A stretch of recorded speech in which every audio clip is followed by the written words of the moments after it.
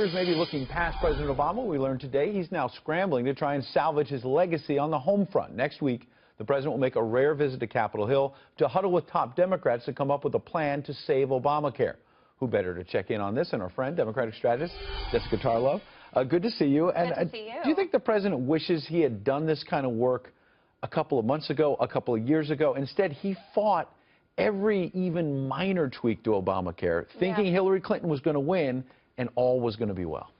Yes, I think it was a mistake on President Obama's fault to not recognize that there were little tweaks that could be made to make Obamacare better for the American public. I mean, something that Hillary Clinton talked about in the campaign. Right, absolutely. She had to. Remember when she said you can't throw the baby out with the bathwater, but there are things we can do here. I mean, one thing I never understood why they fought so hard was just purchasing insurance across state lines. Yeah. You know, Simple allowing steps more that Republicans competition, are right? So the Democrats could look like we're willing to compromise a little bit. But I think that he knew going out of this that this was his signature legacy item, and he wanted it the way that he wanted it. So how do Democrats read it now? Because you remember in the first interviews he did, Donald Trump as president-elect with our own sister publication, the Wall Street Journal, as well as 60 Minutes, he suggested he was going to keep parts of Obamacare. Absolutely. So, but then he sort of, when conservatives pushed back on that, suggested, well, we're still going to repeal it.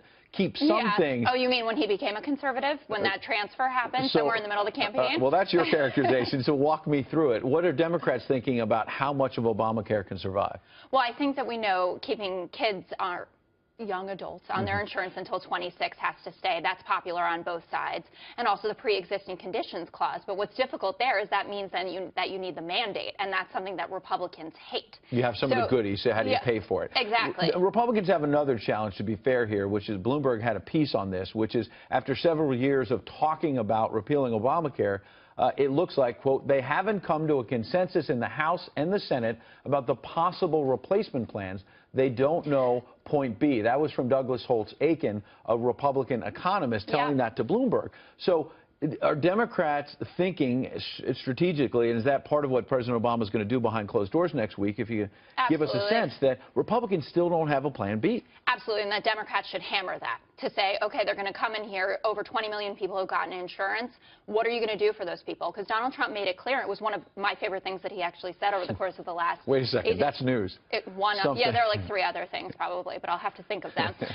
When he said, we're not going to kick people off insurance, right? We can't have people dying in the streets, as it were. And then I think you had that congressman who said, you don't necessarily need to go to the ER with a broken arm, like my kid broke his arm and we just waited it out. That can't happen. And that's not a policy. Politically, it's probably unsustainable. It's a big mistake. And also, if you look at where the polls are right now on this, the Kaiser Family Foundation, their health care poll, shows it's basically split approval at this point. And in the last few months, we've seen 25% more Republicans want the law to stay, but to be tweaked rather than repealed. Real quick, I want to play this bite. President Obama, President-elect Trump, just days after the election, this is how it went. My number one priority in the coming 2 months is to try to facilitate a transition that ensures our president-elect is successful. Because if you succeed, then the country succeeds. This was a meeting that was going to last for maybe 10 or 15 minutes, and we were just going to get to know each other. We had never met each other.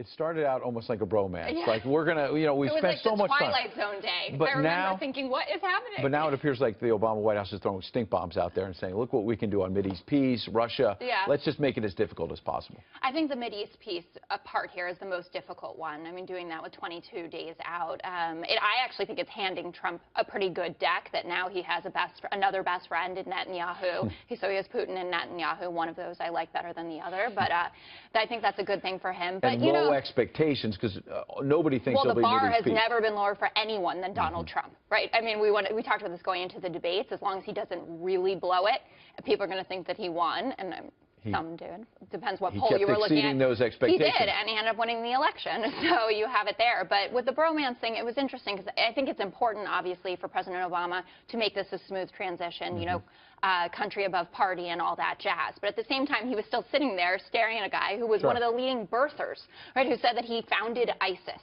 And those are things that are hard to get over. Come back apart. Well, I think also in Donald Trump, he doesn't stick to something for that long himself. If something upsets him, he's going to tweet about it. Jessica Tarlow, we appreciate your insights. Happy New Year. Nice seeing you in the 7 p.m. slot. All right.